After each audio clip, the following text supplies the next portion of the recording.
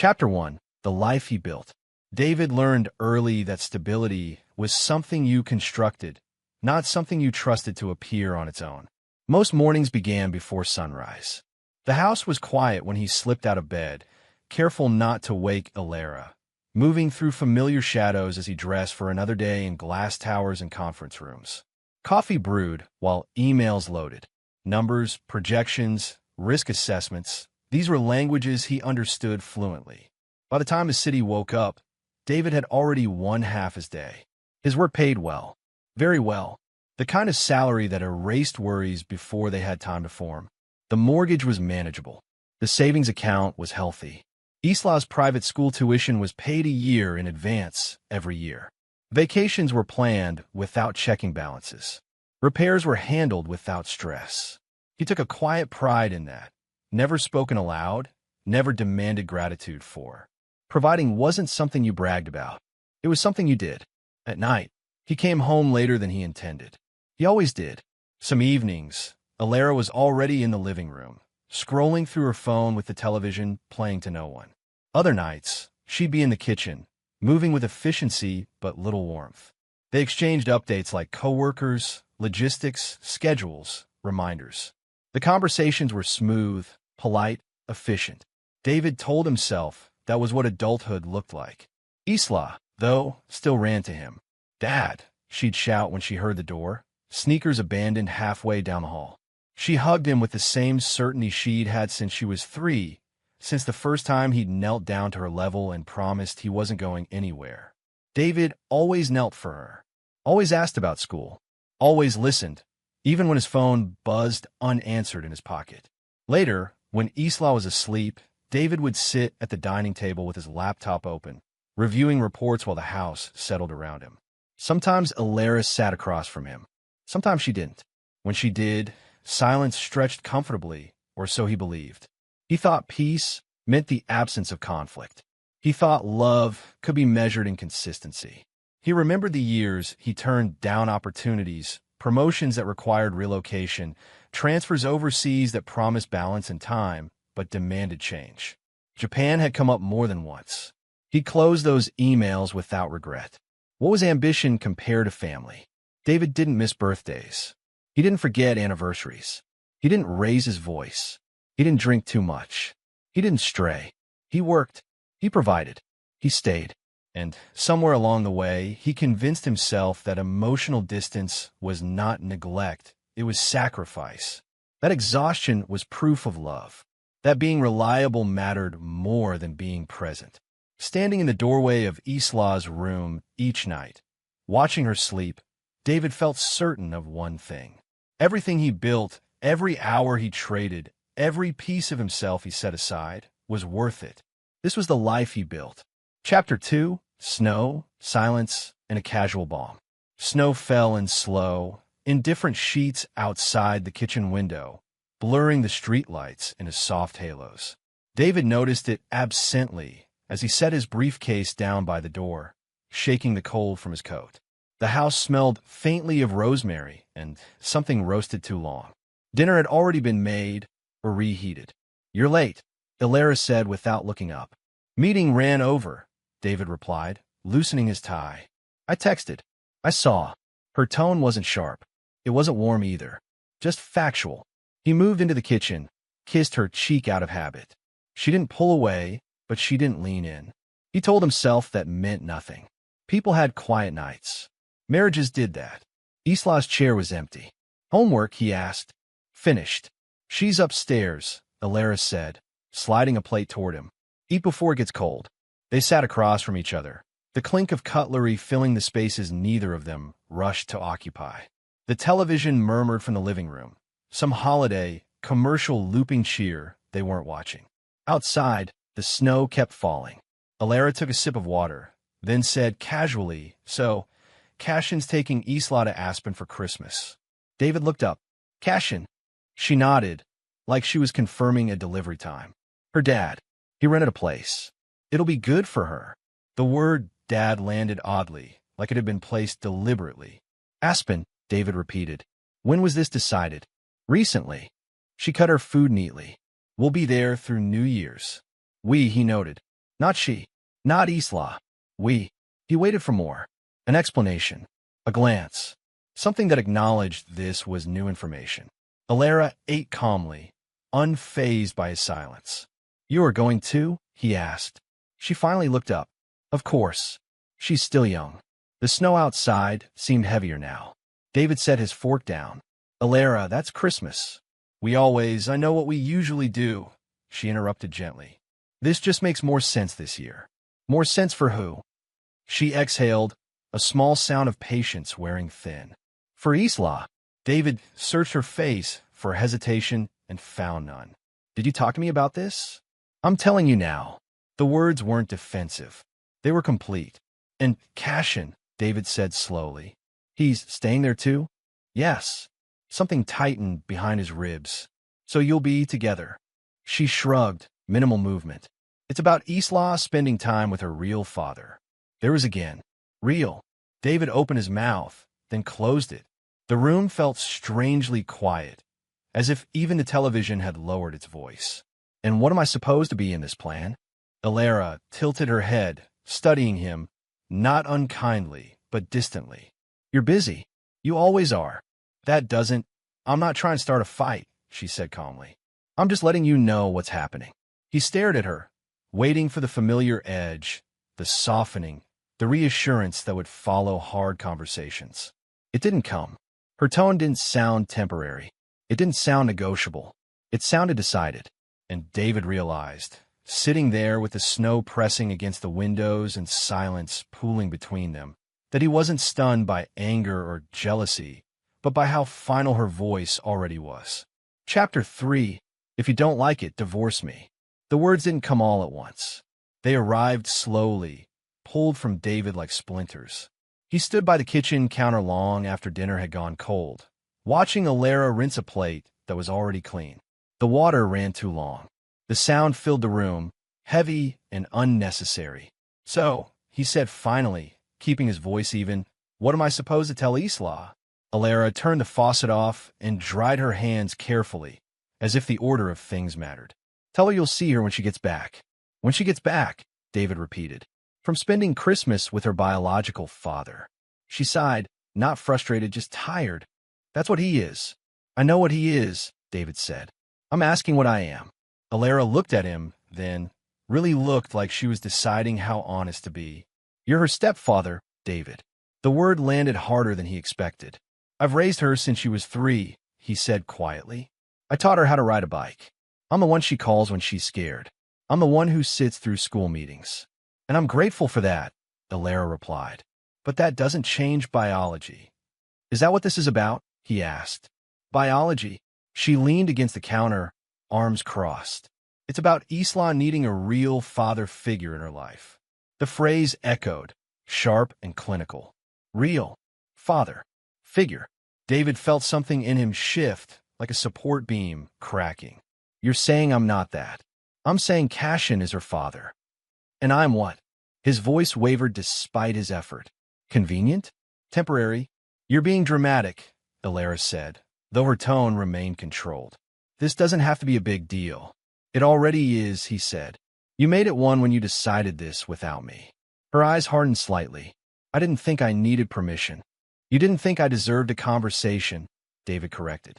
Silence stretched. The clock on the wall ticked loudly, counting something down. David felt suddenly small in his own house, like he was standing in a place that no longer belonged to him. So, if I'm uncomfortable with this, he said slowly, if I don't agree to you spending Christmas with your ex-husband and my daughter, what then? Elara didn't hesitate. Then we have a problem. And problems get solved how? He asked. She straightened, meeting his gaze with an unsettling calm. If you don't like it, divorce me. The sentence was delivered without heat. No raised voice. No tremor. Just a statement, clean and complete. David stared at her, waiting for the follow-up. The laugh. The softening. The realization that she'd gone too far. Nothing came. In that moment, something devastating settled in. Not rage. Not heartbreak. Understanding. She wasn't threatening him. She was informing him. The marriage he thought he was protecting had already shifted without him. His role, the steady provider, the reliable presence, had an expiration date he hadn't seen coming. He had believed love was built on endurance, on showing up again and again. But standing there in the quiet kitchen, David realized something he never had before. He was replaceable, and Elara already knew it. Chapter 4. The Transfer He Never Took. David didn't sleep that night. He lay on his back staring at the ceiling, listening to the quiet rhythm of Elara's breathing beside him. Each rise and fall a reminder of how close someone could be and still feel unreachable. When morning came, he moved through the routine automatically, shower, coffee, tie, his mind lagging behind his body. At the office, the glass walls and muted hum of productivity felt familiar, comforting in their indifference. Numbers behaved the way people didn't. They followed rules. They made sense. David sat at his desk, opened his laptop, and tried to focus on a quarterly forecast that suddenly felt irrelevant. Instead, his inbox caught his attention. Subject: International Transfer, Tokyo Office, Follow-up. The email was months old. Almost a year, actually. He hadn't deleted it. He never did. He simply archived it, like a door left unlocked but unopened. David clicked. The message was polite, professional, persistent. The Tokyo office wanted him. Senior role. Fewer hours. Strategic oversight instead of constant firefighting. A chance to build something without burning himself down. He remembered how his manager had said, "You've earned this." He remembered what he'd said in return. "I can't relocate. My family's here." He scrolled through the details again, the relocation package, the housing support, the cultural transition assistance. The company hadn't rushed him. They'd waited. They always had. David leaned back in his chair and closed his eyes. He thought of every late night he'd missed dinner, every vacation cut short by a call he had to take, every promise of next year will be better that never quite arrived. He thought of Isla school play he watched through shaky phone footage because he was in a boardroom 3 states away. All of it justified. All of it for them. At lunch, his colleague James stopped by. "You look like hell," he said lightly. "Everything okay?" "Yeah," David replied automatically. James glanced at the open email on his screen and raised an eyebrow. "Tokyo again?" David gave a small, humorless smile. "They don't give up. Neither should you," James said. "You always talk about balance. That job actually has it." David didn't answer. Later, alone again, he reread the part about quality of life. The words felt almost mocking now. He thought of Elara's calm voice. "If you don't like it, divorce me." How easily it had been said. How little space there had been for him in the decision. What had the marriage taken, quietly, over the years? His time, his energy, his sense of being needed. He had turned down a life-changing opportunity to be present for a family that now told him his presence didn't count. He had chosen stability and somehow still lost his place. David stared at the cursor blinking in the reply field. It felt like standing at the edge of something, terrifying and clarifying all at once. He hadn't changed, but everything around him had. And for the first time, the transfer he never took didn't feel like a sacrifice anymore. Chapter 5. The Signs He Ignored. Once the idea took hold, it refused to stay quiet. David noticed things now that had once slipped past him unnoticed, like dust and sunlight. Sitting alone in the living room one evening, he watched Elara from across the space as she stood near the window, her phone tilted slightly away from him. Her thumb moved quickly, then paused. A smile crossed her face, small, private, gone the moment she sensed his eyes on her. "Work?" he asked. She replied, not looking up. "Just something I forgot to answer earlier." She slid the phone into her pocket and turned back to him, expression neutral again. David nodded, accepting the explanation like he always had. He told himself he trusted her. He told himself couples didn't need to share everything. But now, memory after memory surfaced. There had been the late nights, Elara sitting up long after Isla had gone to bed, screen glowing softly against her face. When he'd asked who she was talking to, she'd said, "Just catching up with an old friend." The word old had made it feel harmless. Nostalgic, even. There were the stories that shifted subtly over time. How Cashin had once been described as irresponsible, then complicated, then misunderstood. How his name, once rarely spoken, began appearing more often in casual conversation. Isla asked about him today. Elara had said once, stirring a pot on the stove. He's been trying really hard lately. David remembered shrugging. That's good for her. He hadn't asked what trying meant. There were weekends Elara insisted on taking Isla out alone. Girls' time, she called it, smiling. David had welcomed the chance to catch up on work. He remembered feeling virtuous about it, presenting his absence as generosity. And there had been a change in how Elara touched him. Not cold, exactly. Just brief. A kiss on the cheek instead of the lips. A hand withdrawn a second too early. Intimacy became scheduled, efficient, something checked off rather than leaned into. Once, months earlier, he tried to talk about it. Do you feel distant lately? He'd asked, careful not to sound accusatory. Elara had laughed softly. You're imagining things. We're just busy. Busy. That word had covered everything. It always had. David walked through the house now, noticing the quiet evidence he'd ignored. A scarf on the chair she didn't usually wear. A sudden interest in music he didn't recognize. The way she guarded her phone like it contained something fragile. He stopped by the hallway mirror and barely recognized the man staring back. Tired eyes, lines carved by years of responsibility. A man who thought love was something you prove by enduring. The truth settled slowly, heavily.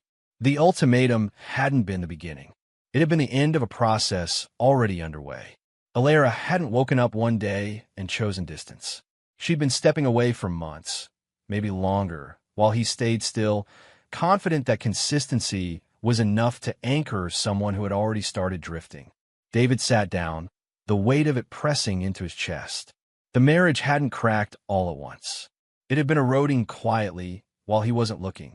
Chapter 6, Isla's Quiet Loyalty. Isla found him in the garage that Saturday morning, sitting on a folded chair with a toolbox open at his feet. David had been staring at a loose hinge on one of the cabinets without really seeing it, turning a screwdriver slowly in his hand. Dad, she said softly. He looked up immediately. Hey, Em, what's up? She walked over, her socks sliding slightly on the concrete, and leaned against his leg the way she had since she was little. David closed the toolbox and set it aside. Whatever he'd been pretending to fix could wait. Mom says you work too much, Isla said, not accusing, just stating a fact the way children did. He smiled faintly. Your mom might be right. She frowned. But you still come to my stuff. I try to, he said. I don't like missing it. Isla nodded, satisfied. She reached into her pocket and pulled out a folded piece of paper. I got a good grade on my math test. David unfolded it carefully, exaggerating his inspection. 89, he said. That's awesome. I almost got 90, she said, grinning. Almost only means you know how to get there next time. She beamed, pride lighting her face in a way that made something twist painfully in his chest. Later that afternoon, they sat on the living room floor working on a puzzle Isla had dragged out from the closet. She handed him pieces confidently, like she trusted he knew where they belonged. You're good at this, she said. I've had practice, David replied. With puzzles. With figuring things out, he said, then added, sometimes slowly. Isla laughed. You always help me when I don't get stuff. He swallowed. That's what dads do. She didn't hesitate. Yeah. The words settled between them, simple and unquestioned. That night, after Isla had gone upstairs, David lingered by the bottom of the stairs, listening to the quiet. He thought about school forms he'd signed, emergency contacts that listed him second, or not at all. Doctor visits where he'd sat beside Elara, present but invisible.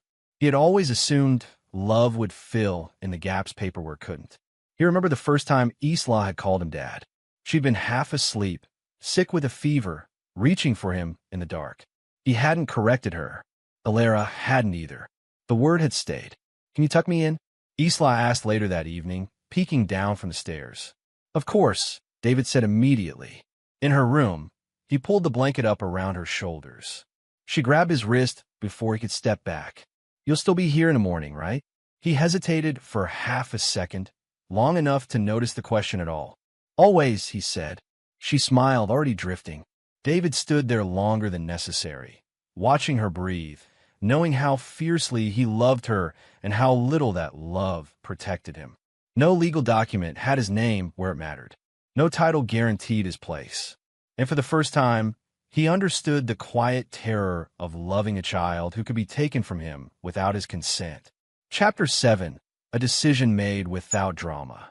David made the decision on a Tuesday that looked exactly like every other Tuesday. The sky was overcast, the kind of dull gray that flattened the city into muted shapes. He arrived at the office early, nodded to the security guard, and rode the elevator alone. Nothing about the morning announced that something permanent was about to happen. He closed his office door and sat at his desk, staring at the email from Tokyo that he had reopened so many times it felt familiar. The cursor blinked patiently at the end of an empty reply. He didn't feel angry. He didn't feel desperate. He felt clear. David typed slowly, reading each sentence twice before moving on. He confirmed availability. He accepted the role. He thanked them for their patience.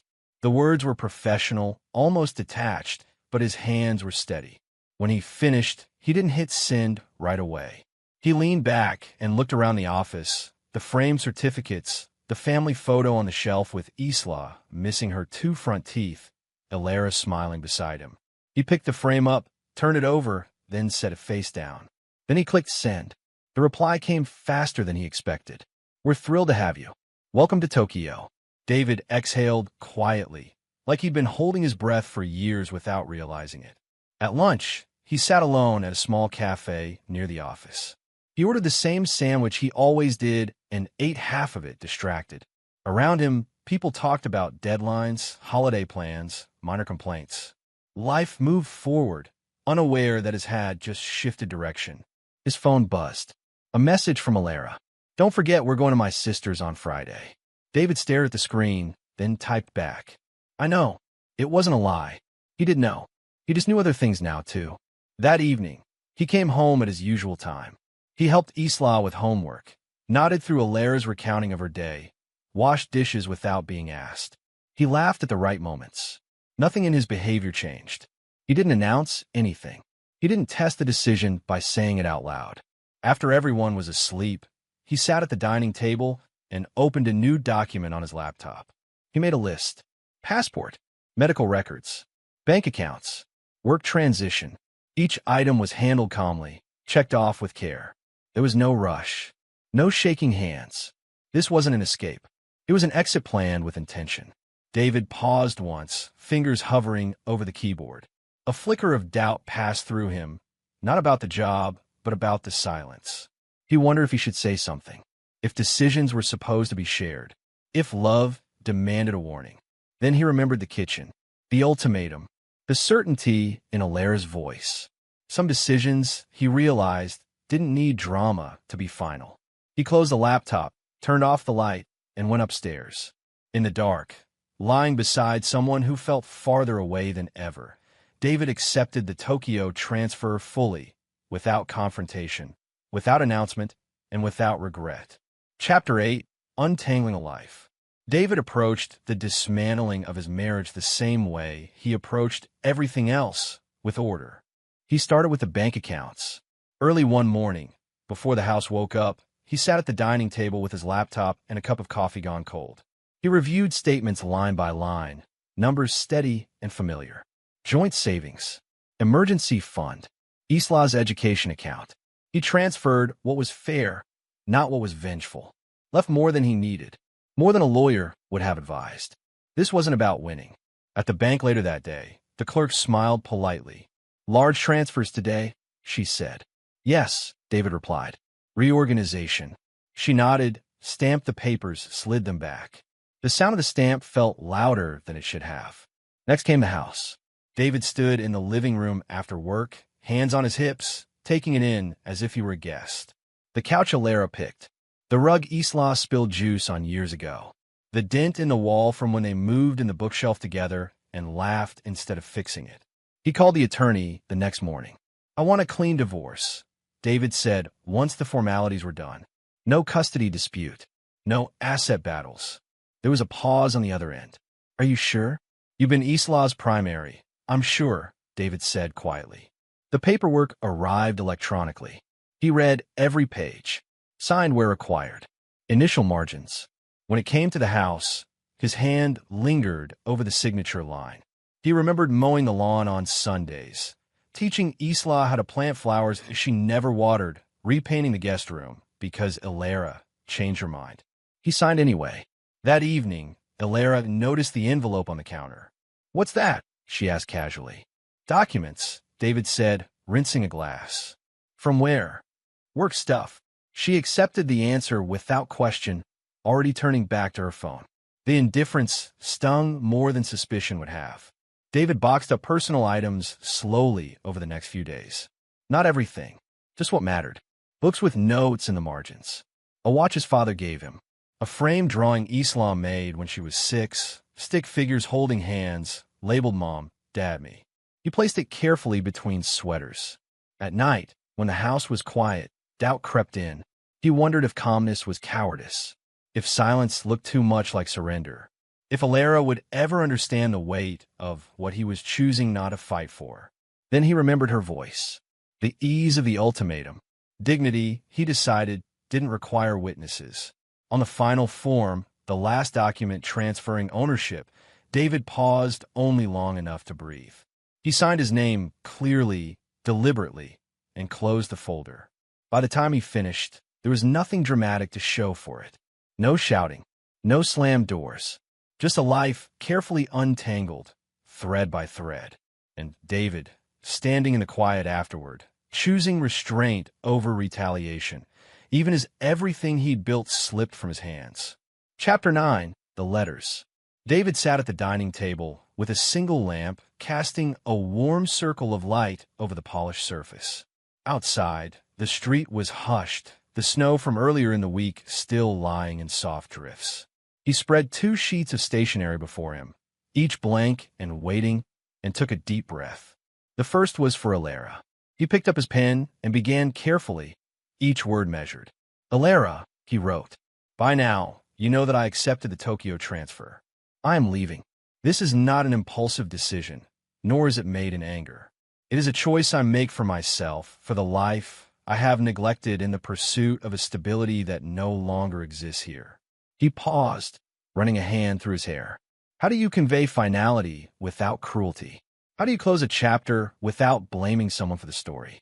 He continued, "I will arrange all matters regarding our shared life calmly and fairly.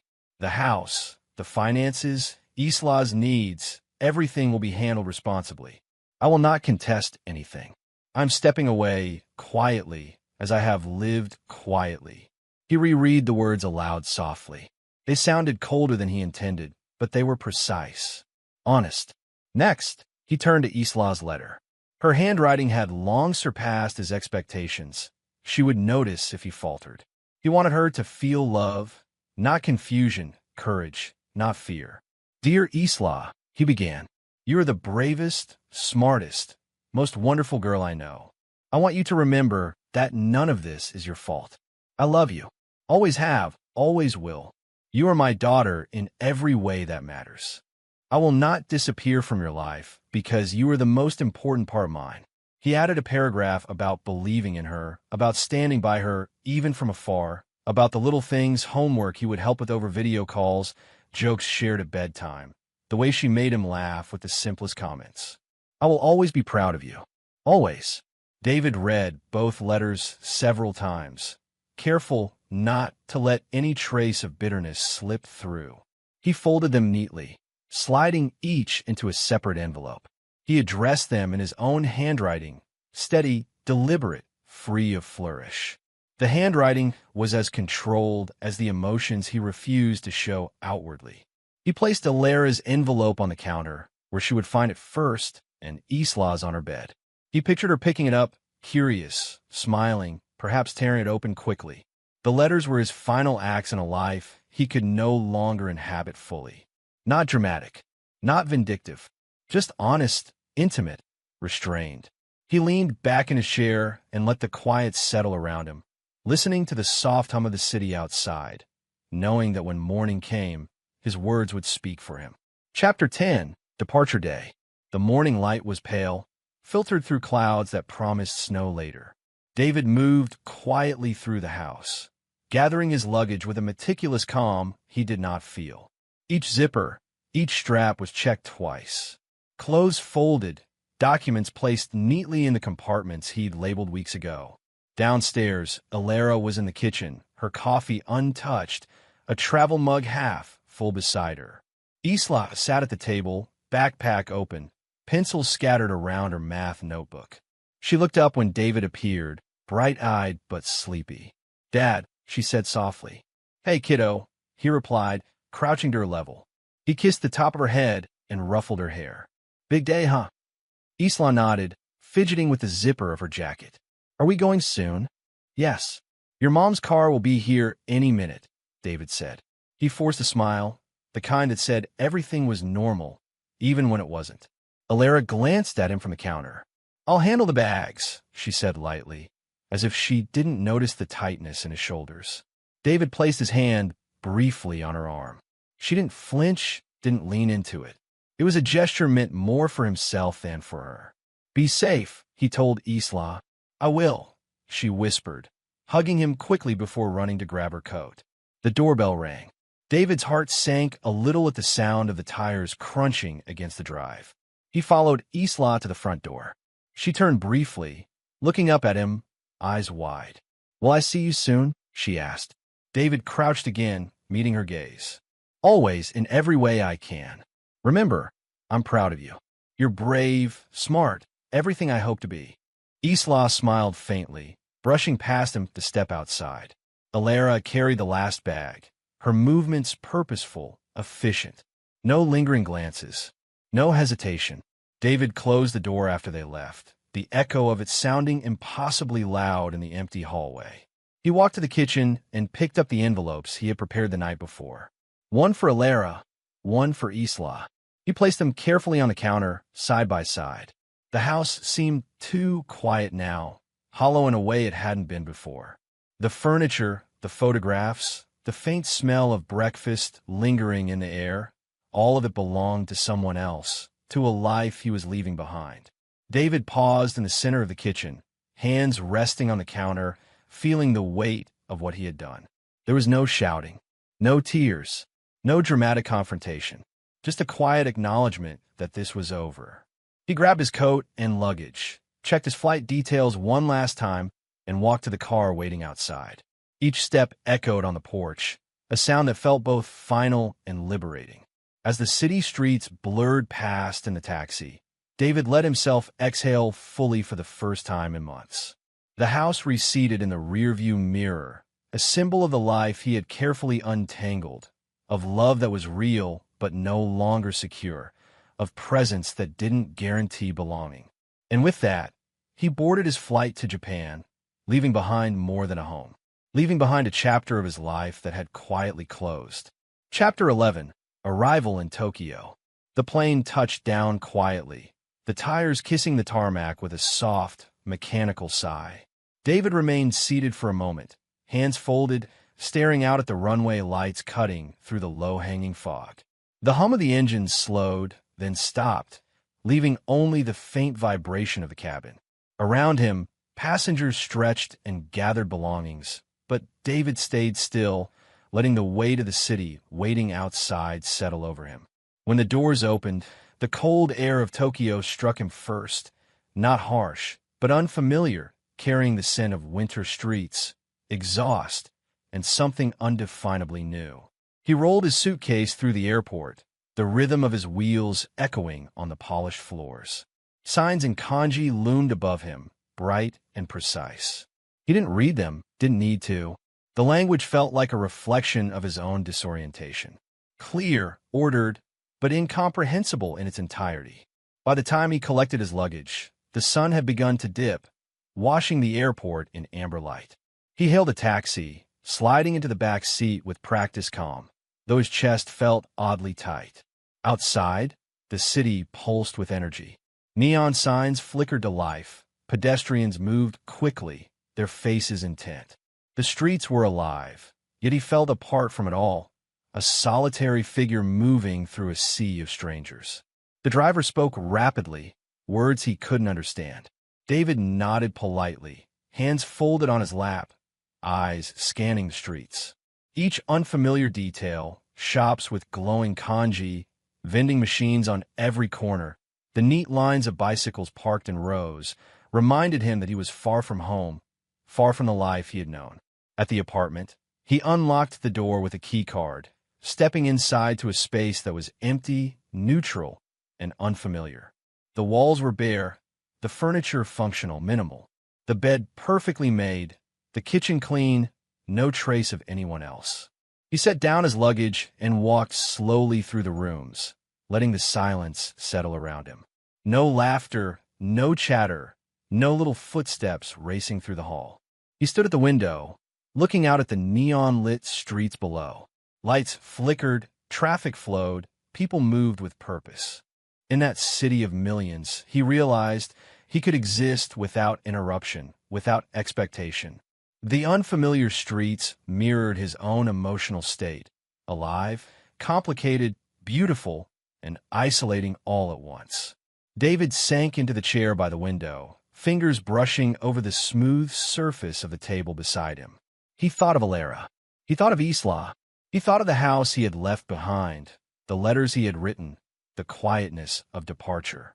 And he felt something he hadn't in months, a sense of presence in his own life, free from the constant tug of obligations that had never truly recognized him. For the first time, he was alone, completely alone. And yet, in that aloneness, he felt visible, not to others, not to Elara or Isla, not even to colleagues, but visible to himself. The city stretched endlessly beyond the window, and David allowed himself to simply exist there, in the strange, ordered, and unforgiving clarity of Tokyo. Chapter 12, Aspen Cracks. The aspen snow was light that morning, dusting the evergreens in a soft, sparkling layer. Elara stepped out of the rental SUV, her boots crunching against the fresh powder. Isla raced ahead, laughing as she kicked snow into the air. Elara pulled her scarf tighter, smiling at the scene, but beneath the surface, unease flickered. She reached for her phone to check in with David. No answer. She tried again. Voicemail. She frowned, pressing her thumb against the screen, willing it to change. Maybe he was asleep.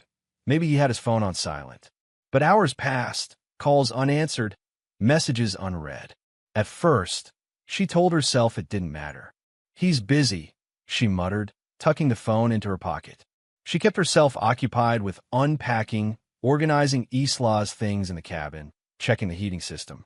Each task felt oddly hollow, the familiar rhythm unable to quiet the growing tension in her chest. By the afternoon, panic had begun to nibble at the edges of her composure. She called again. Nothing. Texts went unanswered. She walked through the cabin, searching for her phone, the snow-glassed windows reflecting a distorted image of herself. The absence of his presence, once comforting, now felt like a void. Mom. Isla's voice cut through her spiraling thoughts. Elara forced a smile. Everything's fine, sweetie. Don't worry about it. Isla nodded, but her brows furrowed, perceptive even at 10 years old. He's not answering? Elara hesitated. He'll call. Probably busy with work stuff. Isla shuffled back to her room, unconvinced. Elara sank into the couch, her fingers tracing the rim of a coffee mug. The warmth did little to soothe the cold, not growing in her stomach. Something was off. She tried again, desperation edging her voice. No answer. Her thoughts raced. Did he miss the flight? Did something happen? Her mind conjured every worst-case scenario with terrifying speed. By nightfall, the cracks were impossible to ignore. Elara felt a hollow anxiety settle over her like the darkness outside the cabin windows. David didn't just ignore her. He didn't just stay quiet. Something deeper had shifted. She scrolled through her phone one last time, scanning every message, every missed call, every email they had exchanged in the last week. Nothing explained this silence. No warning. No explanation. No trace of hesitation. She sank into a chair, elbows on knees, hands covering her face. The panic she had suppressed all day now bubbled freely. How could he vanish like this? She had assumed his silence was passive compliance, that he would remain anchored, reachable, predictable. But he wasn't, and the thought landed heavily, starkly, like ice across her chest. David had disappeared. Her gaze wandered to the snow-laden trees outside, distorted through frosted glass, twisting familiar shapes into strange, alien forms. The world looked the same, but it was no longer the one she thought she knew. She exhaled sharply, trying to steady herself. The cabin, the laughter of Isla, the comfort of the holiday, they all seemed fragile now, hanging by threads she hadn't realized were already fraying. For the first time that day, she understood with chilling clarity. He didn't just stay quiet. He had vanished. Chapter 13, The Discovery. The aspen sun was pale and brittle as Elara walked into the small lobby of the rental office, still fuming from unanswered calls and the gnawing worry that had grown through the morning.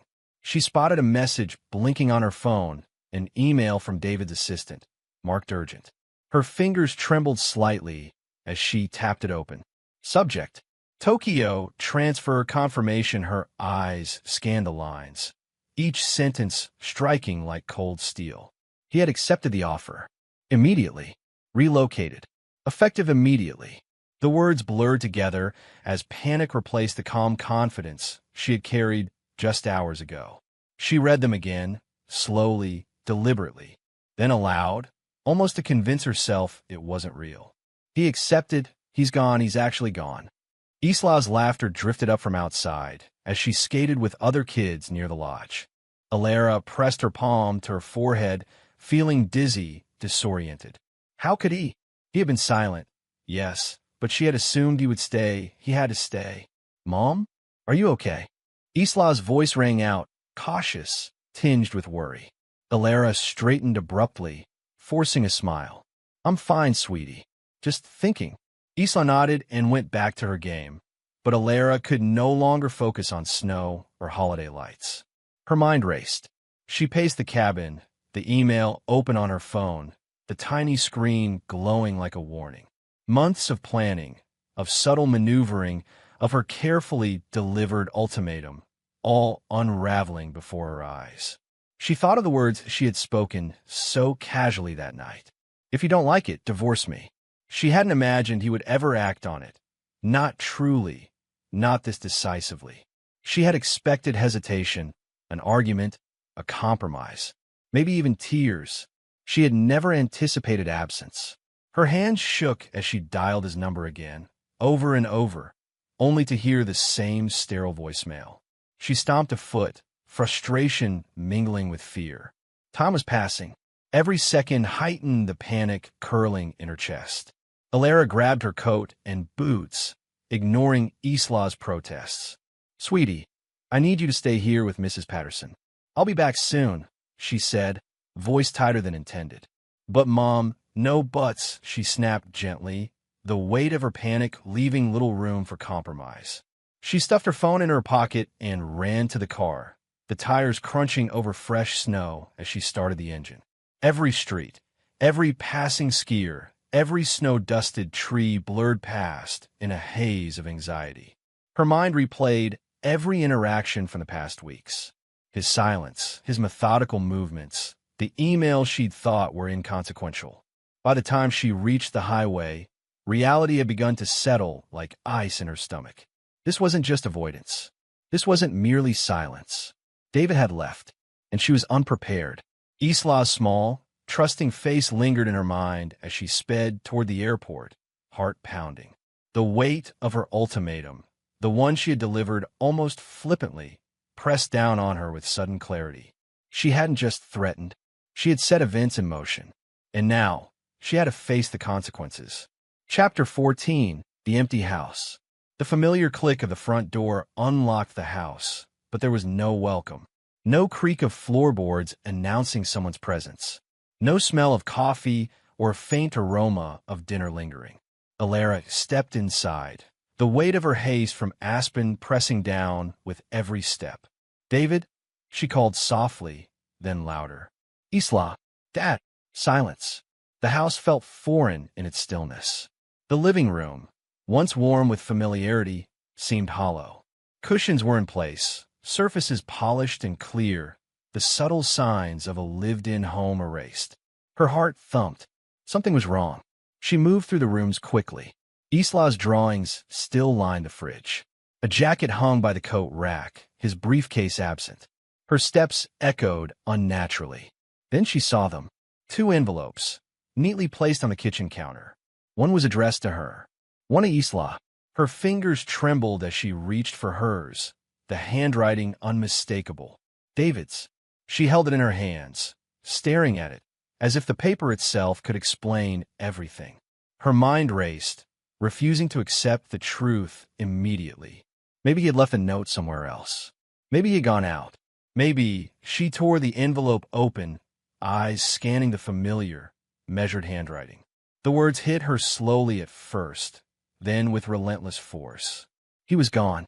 The Tokyo transfer, the divorce, the care he had taken to leave everything organized and fair.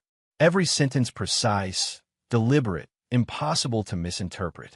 Elara sank into a chair, the letter trembling in her hands. She read the lines again and again, each repetition reinforcing the finality she hadn't wanted to see. No, this isn't real, she whispered. Her voice echoed off the empty walls. She looked around, searching for a shadow, a sound, any sign that he was still here, waiting to say it had been a mistake. The second envelope, meant for Isla, sat quietly beside the first. Elara's fingers hovered over it, unwilling to open it, yet dreading not knowing what it contained. The thought of David writing to their daughter, explaining love and reassurance while he left, twisted in her chest. She staggered to the window, staring out at the snow-covered driveway. The city beyond moved on, unaware that a life had quietly shifted. Panic, disbelief, and anger fought inside her. How could he just leave? Without confrontation, without explanation beyond the letters. Her hands gripped the counter. She pressed her forehead against the cool surface, struggling to steady her breath. The calmness he had shown in every decision, his careful, meticulous preparation, mocked her desperation. This can't be real, she muttered again.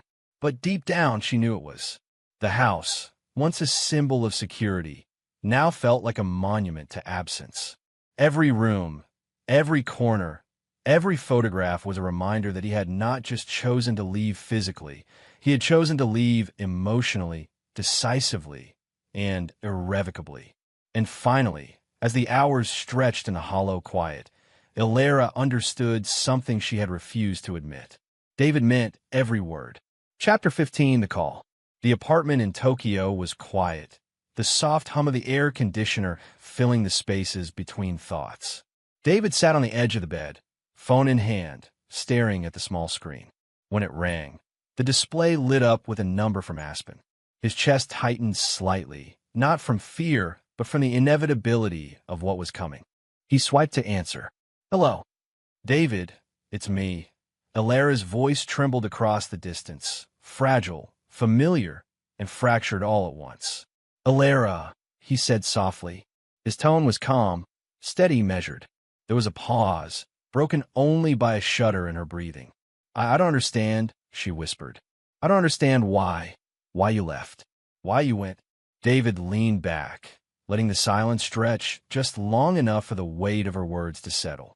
You told me to leave if I didn't like it, he said quietly, almost a statement of fact. No, I didn't mean, I didn't think you'd actually do it. Her voice cracked, rising with panic. I thought you'd stay. I thought you'd fight. I didn't think you'd actually vanish. David's fingers rested lightly on the screen. I'm not gone because of anger or spite. I left because the space for me to exist in that life wasn't there anymore. It was never about fighting for Isla or even you.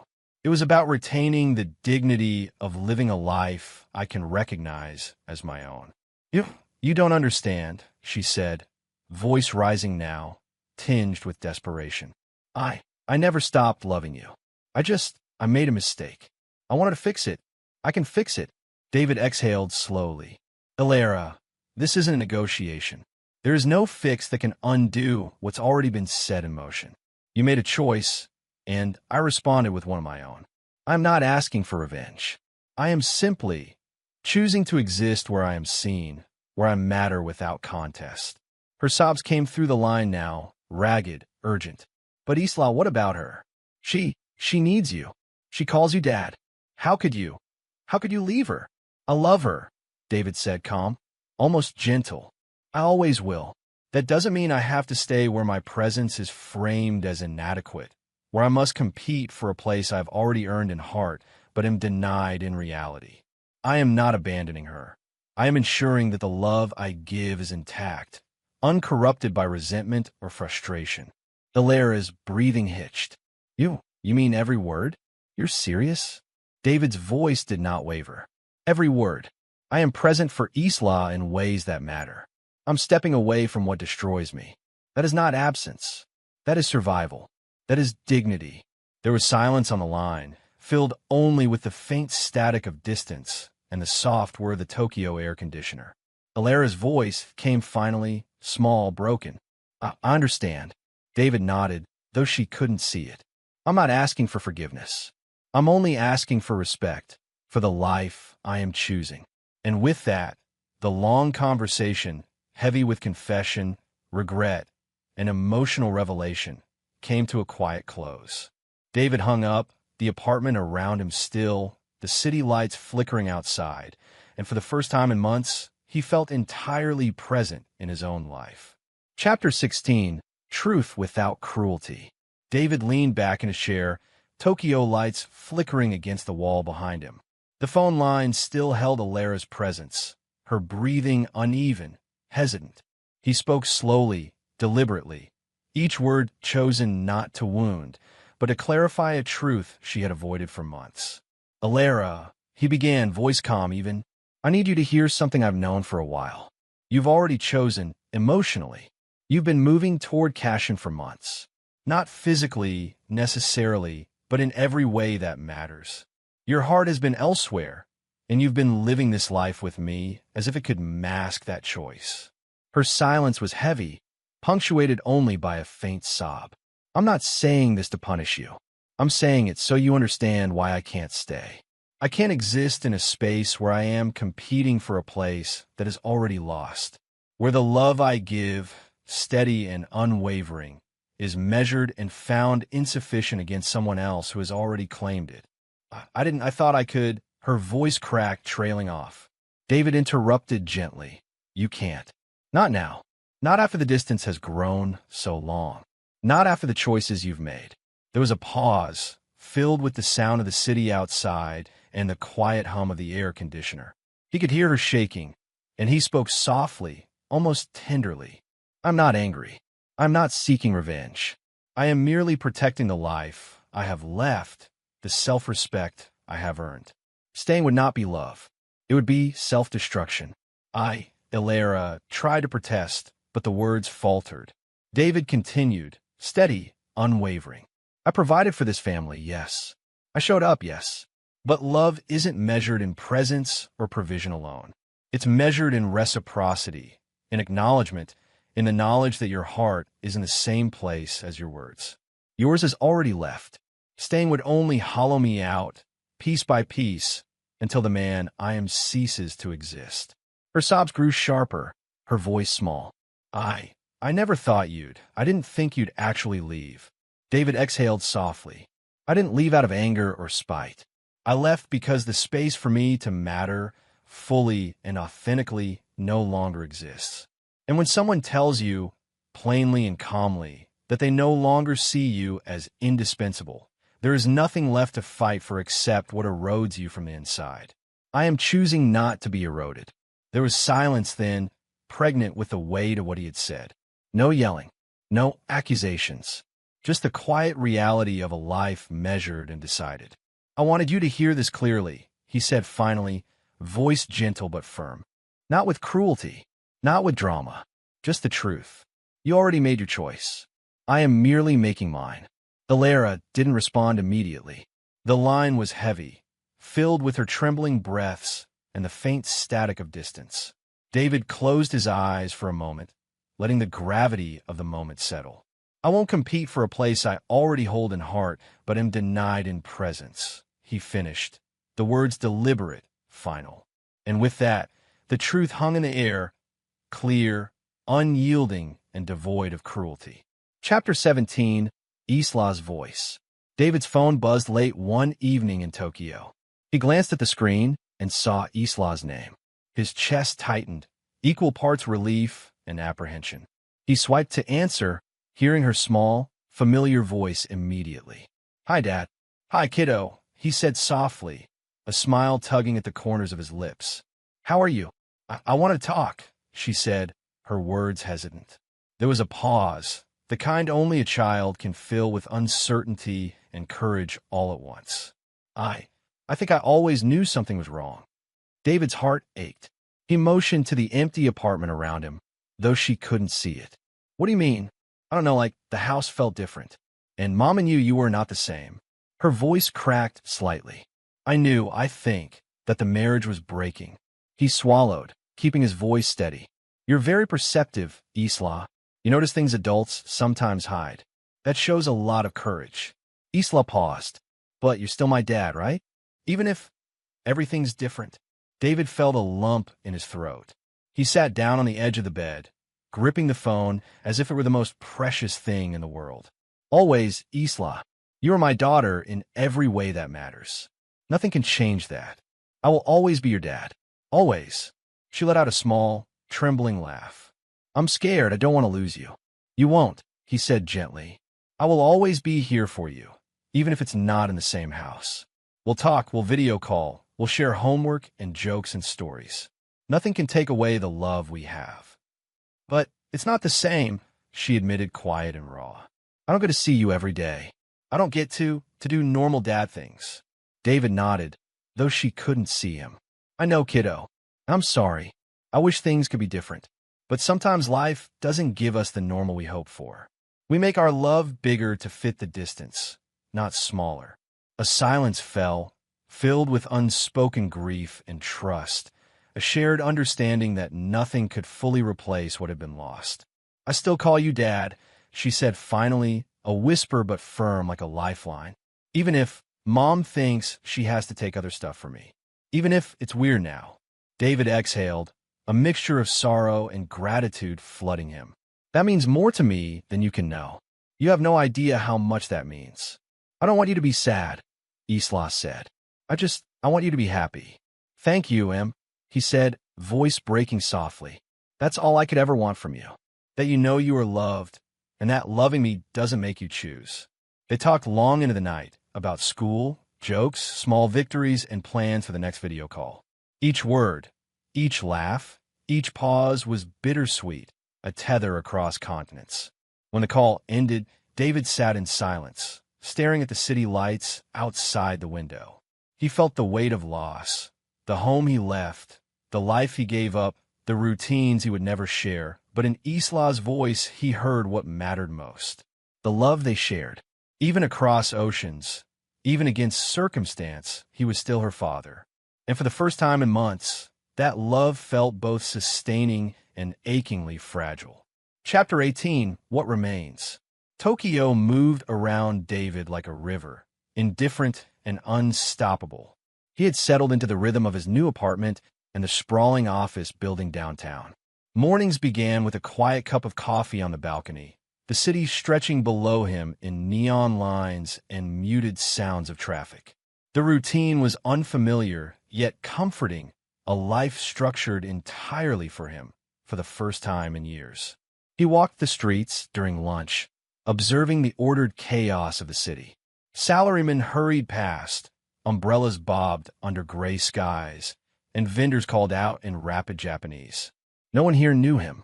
No one expected anything from him. And that, more than anything, was a kind of freedom. The first week passed with methodical precision. Work, meals, short calls with Isla, emails answered promptly. David allowed himself brief moments of quiet reflection, sitting by the window at night, watching the lights ripple across the streets below, feeling the absence of the life he had left behind. The ache was there, subtle but persistent, a reminder that love never truly disappears. Meanwhile, halfway across the world, Elara confronted the consequences of her ultimatum. The reality of an empty house settled over her like snow on a fragile roof. Isla asked questions she couldn't answer. Friends offered advice she couldn't take. Each missed call from David, each unreturned message, weighed heavily. Panic, regret, and frustration mingled in a swirl she couldn't untangle. "You didn't think he'd actually go, did you?" one friend asked gently over coffee. Elara shook her head, unable to speak. She had expected hesitation, negotiation, compromise. She had not expected decisiveness, not finality. And then there was Isla, caught quietly in the middle. The girl navigated her days between two fathers, one present physically, the other emotionally unwavering despite distance. She learned to adapt, to measure words, to treasure fleeting conversations, video calls, small gestures. Her love was divided, yet whole in its own way, resilient in ways only a child could be. David watched her laughter through a screen, heard her shy questions about schoolwork and friends, and smiled despite the distance. He could not tuck her in a bed, attend parent-teacher conferences, or guide her through scraped knees. But he could be constant, deliberate, present in the moments he could control. Evenings in Tokyo were long and quiet, filled with deliberate solitude. David walked the narrow streets near his apartment, the neon signs reflecting in puddles from a recent rain. He thought of the life he had left, the house, Elara, the mornings with Isla. He felt grief, yes, but also clarity. The illusions of control, of permanence, of unquestioned belonging had dissolved. No one had truly won. The marriage had ended. The home had emptied.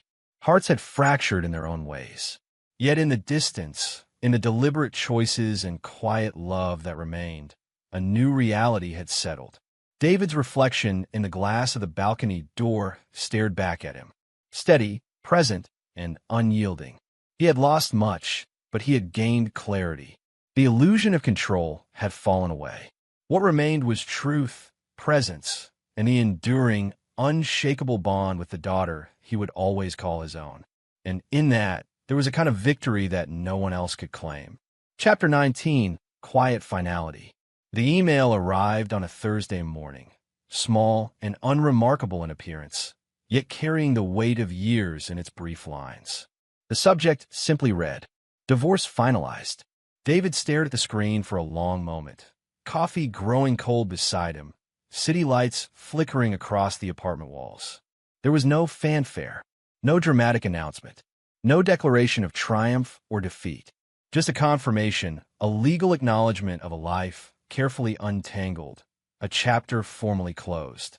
He leaned back in his chair, fingers interlaced, and let out a slow breath. The silence of the apartment seemed almost ceremonious. For months, he had prepared for this, planned for it, accepted it quietly. Now the finality was official. Across the ocean, Elara read the same email in her kitchen, hands gripping the edge of the counter. The words hit differently now that reality could not be negotiated, could not be delayed. The house was empty. David was in Tokyo. Isla's mornings and nights would no longer include both parents in the same room. Panic, regret, and helplessness swirled in her chest. She slumped into the nearest chair, staring at the screen, realizing that the quiet she had expected in his compliance had transformed into irreversible absence. David picked up his phone and dialed Isla's number. She answered on the second ring, voice small but steady. "Hi, Dad." "Hi, kiddo," he replied, calm, grounding.